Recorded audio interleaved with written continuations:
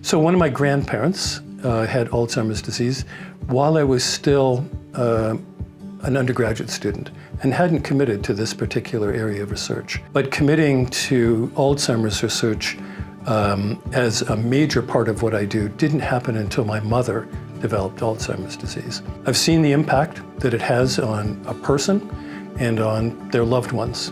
And it's devastating. You basically watch a human being, a person, dissolve as a result of a disease process that's taking place in their brain.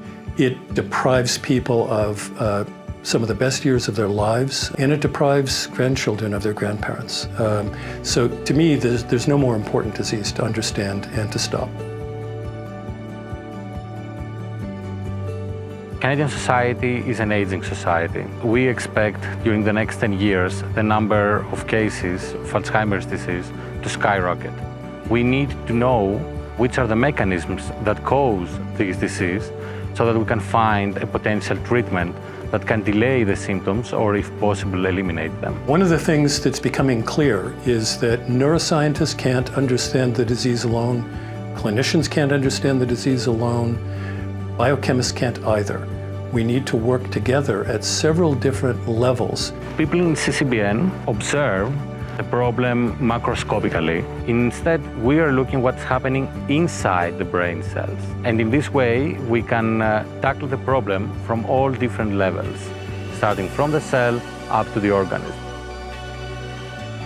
I was diagnosed 2.5 years ago, 3 years ago. At the time, I don't know if I'd call it scary, confusing would be a better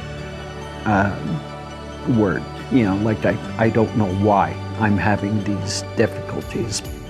Everything that the researchers have done, currently do, and will do, has, does, and will benefit millions of people with dementia. My hope is any kind of breakthrough. It doesn't have to be a cure. Any kind of breakthrough will totally change how our healthcare system's going to look down the road. And I think we're at the cusp of it. The Alzheimer crisis is bearing down on us like a tsunami and is seen as the main health and social care challenges of the 21st century. Today, half of those diagnosed with cancer successfully fight the disease. Only with research, we will be able to achieve the same success rate with Alzheimer's disease and other dementias. There is no larger reward than helping these people get back their life and get back their memories and what they are. When you put all this together, all this research, and you really listen to what they're saying, you actually find this sweet spot in your life. And all of a sudden you find yourself living well with a very difficult disease. And it all goes back to research, like everything goes back to research.